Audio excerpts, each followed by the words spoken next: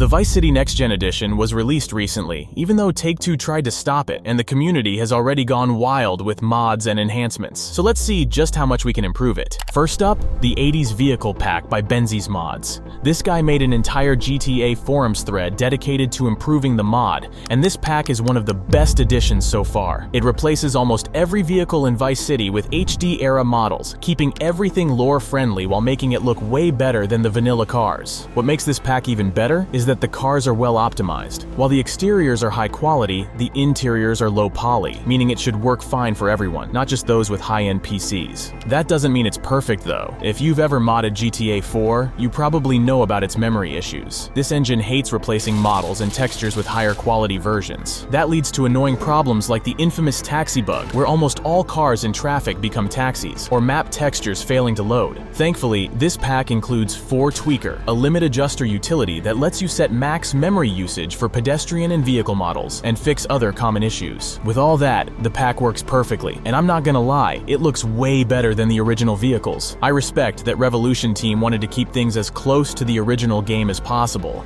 and they did a great job using the highest quality models of the vanilla vehicles. But with this pack, the game actually feels like a next-gen remake. It's worth noting, though, that the 80s Vehicle Pack only replaces the models, so it doesn't touch any of the handling data, so everything still drives the way Rev Team originally intended. And while I do like GTA 4's driving physics, there's definitely room for improvement. That's where the Better Handling mod by The Flash comes in. This mod reworks the handling for all cars and bikes, tweaking things like speed, braking, center of gravity, suspension, and wheel traction. Simply put, vehicles feel much more responsive compared to the heavy, boat-like physics GTA 4 is known for. For anyone who finds 4's handling too sluggish, this mod is a huge improvement. Cars turn quicker, react faster, and overall feel more precise. In some cases though, it might be a little too responsive. For example, the Comet now grips the road like it's glued to it, which doesn't feel quite right. On top of that, all vehicles are noticeably faster, which has both advantages and downsides. On one hand, exploring Vice City feels much smoother. Driving between missions is quicker, making the gameplay less frustrating, especially in a full walkthrough. At the same time, the city's small map feels even smaller with these speed boosts, and high-speed driving can cause streaming issues. I've already seen palm trees suddenly loading in when going too fast. But for anyone used to GTA 5's handling, this mod makes Vice City Next Gen feel much more familiar. 4's physics are great once you get used to them, but they take a lot of practice to master. This mod smooths that out and makes the driving far more accessible.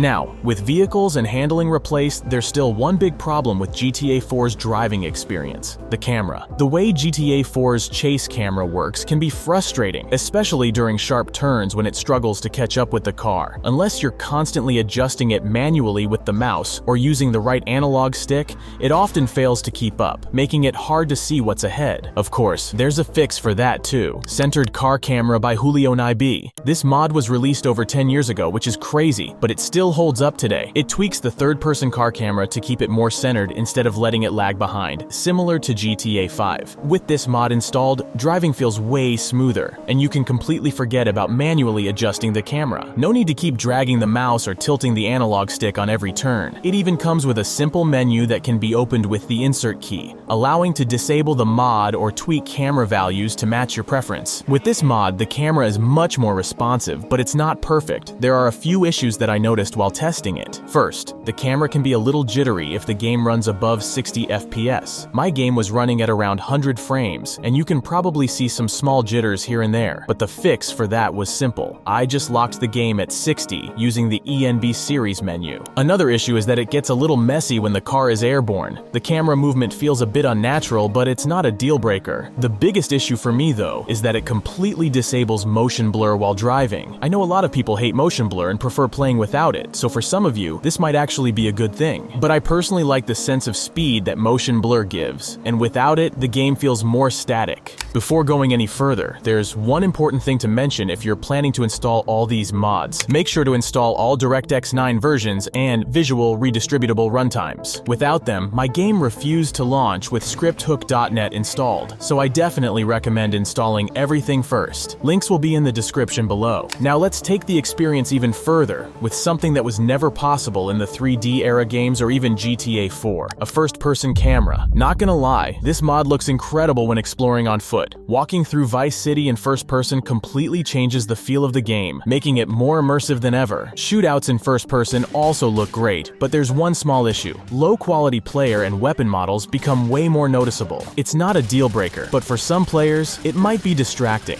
Driving in first person is not the best idea though. The vehicle interiors are extremely low quality, and seeing them up close kind of ruins the illusion. It honestly looks pretty funny at times. On top of that, it doesn't always play nice with the centered car camera script, causing some weird glitches here and there. But outside of vehicles, first-person mode feels surprisingly great. It's a fresh way to experience Vice City, and I'm definitely going to play around with it more. And the enhancements don't stop there. Next up is Health Regeneration by Hippie Communist, a mod that's basically a relic from the past, released all the way back in 2011, but it fits perfectly into Vice City NextGen Edition. Let's be honest, some missions in this game can be a bit too brutal. I've failed plenty of them just because I ran out of health. I mean, sure, there are working restaurants like Pizza Hut where you can go inside and fully restore your health, but let's be real, I'm not running to a restaurant in the middle of a shootout. That's where this mod comes in clutch. It automatically restores a set amount of health after a short delay, making missions way more forgiving. You can even customize the max health it regenerates and adjust the delay to match your preference. And as you can see, it works exactly as expected. After getting heavily injured, my health gradually recovered over time, just like in modern GTA games. Now let's upgrade Tommy himself. The HD Customizable Tommy plus HD lore accurate weaponry mod by Turnpike completely overhauls the player model with higher quality textures, better proportions, and more customization than ever before. Tommy now has access to a ton of different clothing options: tops, bottoms, shoes, and even miscellaneous gear. Unlike the original model in Next Gen Edition, every outfit is now interchangeable, with several texture variations to choose from. All the classic Vice City outfits have been recreated in HD, keeping everything lore-friendly while making it look way sharper than before. Turnpike also reverted to vanilla GTA 4 animations, fixing weapon placement issues so guns actually fit in Tommy's hands correctly. The mod also includes the Ballad of Gay Tony style Uzi animations, so Tommy now holds the Tech 9 properly with both hands. The mod even tweaks weapon stats with a modified weapon info file, adjusting magazine sizes to match their real-life counterparts, tweaking rate of fire, and making minor balance changes to damage. And the best part is that Turnpike is still working on updates. He's currently recreating Vice City's original animations for standing, running, and firearm idles,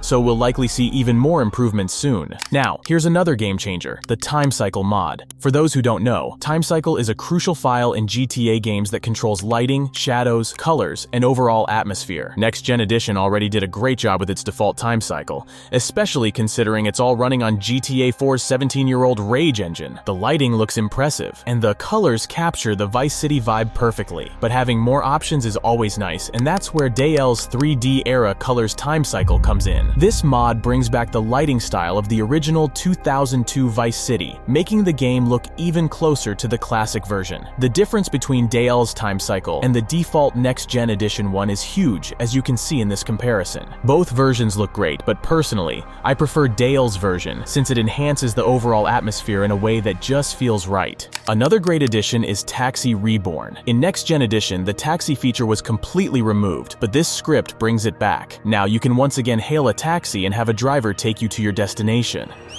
Hey, yo!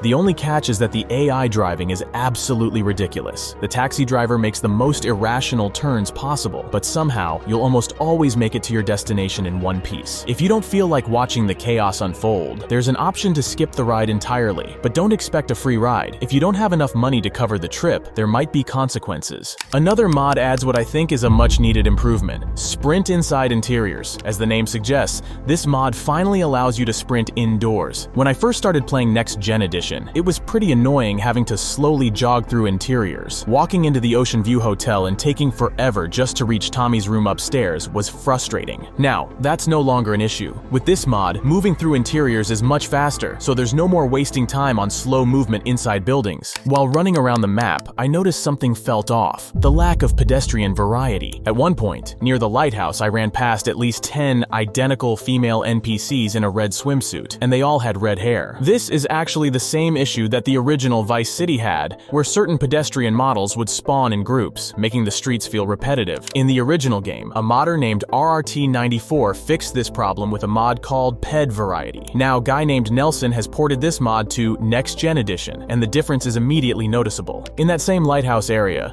there's now a much bigger variety of NPCs. I still saw two girls in red swimsuits, but this time, they had different hair colors, and that's how the mod works. Instead of just cloning NPCs, it randomizes details like hat colors, shirt textures, and other small elements, making the streets feel way more alive. What's even better is that it barely affects performance. The mod is almost the same file size as the original, so there's no FPS drop or extra load on memory. So for me, this is a must-have if you're playing NextGen Edition. Another brilliant improvement comes from Dale again, who created a mod called Mini Project Lights. This mod fixes and enhances various light sources from the original, making lighting look smoother and more realistic. As you can see in these comparison shots, the original lights had harsh, sharp-edged shadows, which didn't look quite right. With this mod, the lighting is much softer and more natural. It comes with multiple color options, letting you choose between default, green, orange, and white. And I went with orange since it fits the 80s atmosphere the best. I also checked out Viceport, one of the locations shown in the comparison images, and the difference is immediately noticeable. The lights look much smoother, and the overall ambiance feels better. Since I picked the orange option, which is pretty close to the original, just slightly warmer, the change isn't massive, but I like it as it is. If you prefer colder toned lighting, you can always switch to a white or green version to match your preference. There's also a mod that restores the classic Vice City HUD, but for some reason, my game refused to launch with it. So I took that as a sign that we should stick with the next-gen HUD, but with a few improvements. First up, classic HD weapon icons. I went with the gradient background version, but there are a few other options like beta gradients, no gradients, or standalone icons if you prefer a different style. Next, I added the font fix mod, which brings back the classic Rage Italic and Price Down fonts from the original game. The next piece of the puzzle is classic Vice City weapon sounds. Check it out.